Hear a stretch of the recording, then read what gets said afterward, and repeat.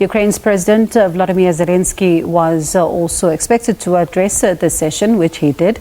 And for more on this, we cross to our correspondent Rosie Bichard now. Rosie, thank you so much for your time once again. Talk to us about what came out of that session. Well, this was really an impassioned plea from the Ukrainian president. He addressed EU lawmakers virtually. There were rounds of applause, there was standing ovation, there was even tears. We heard the interpreter who was bringing that message to EU lawmakers from Ukrainian into English. He was fighting back tears. So this was really a kind of emotional session of the European Parliament. But President Zelenskyy was not just looking for praise from EU lawmakers. He is looking for some more concrete action. So he wants tougher sanctions on Russia still, and he wants a perspective for joining the European Union. President Zelenskyy yesterday signed an application to become part of the bloc. Now, usually that's something that can take years, if not decades. We did hear from EU parliamentarians today that they gave their broad backing to Ukraine becoming a candidate, but it's not up to them. It's up to the leaders of the 27 member states. And as I said, this is something that likely is not going to happen overnight. It's not even likely to happen within a year or several. And Rosie, one of the things that you talk about is that impassioned plea. I mean, he said, prove that you are with us, help the light to win over darkness. We're fighting for our survival. And even that interpreter, of course, that you alluded to, really breaking down. I wonder, though, if he's likely to get his way when it comes to the sanctions, because, as you say, him joining the EU at this moment seems very unlikely.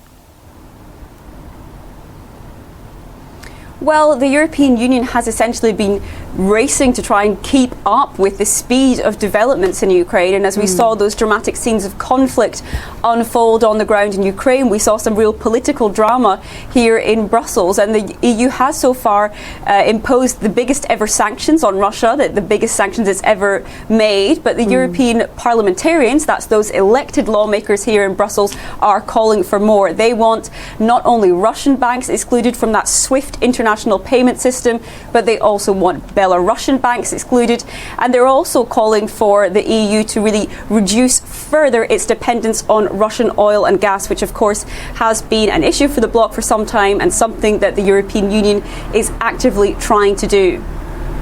And Rosie, one of the things that we just saw him tweet, Volodymyr Zelenskiy, through his account, that is that he has been in conversation with US President Joe Biden to try and impose even further sanctions. He's also calling on the EU to impose even further sanctions. And some of, the talk that's also going around is that the 27 member states may very well decide to impose even further sanctions if they decide to declare Russia a rogue state. Could we see that happen? Well, we saw this from EU lawmakers today in what is called a non-binding resolution. That means that those elected members of parliament here in Brussels essentially express their view. They say, we as a house believe this, but they don't really have as much influence as those heads of state, those member states, which were in Brussels just a few days ago. But that being said, we've seen some really momentous U-turns in EU foreign policy over the last few days, with the European Union in a first of its kind move agreeing to provide Ukraine with lethal weapons. So we can't really rule anything out. And seeing as we've seen these several packages of sanctions come in a row, we are expecting more. And what we expect, at least today or tomorrow, is some more clarity on the EU's plan to ban or restrict those Russian broadcasters, Russia Today and Sputnik. They say they are spreading disinformation. And one of the things we touched on yesterday was, of course, the humanitarian crisis that is also unfolding at the borders, looking at borders like Poland and some of what is happening there, the developments around, African nationals, some of them not even being allowed to cross the border and really causing somewhat of a crisis. You said yesterday there was some concern in the EU around this particular issue. I wonder, what are they going to do about this, because this is really one of those serious issues, and during a time like this, everyone is allowed to cross the borders. This is a humanitarian crisis. We heard today from the UN High Commissioner for Refugees, Filippo Grandi. He has opened an appeal for donations. He wants to raise $1.7 billion to try and really address the acute humanitarian crisis that is emerging. Now, we've seen hundreds of thousands of people fleeing from Ukraine into neighbouring countries, most of them into Poland.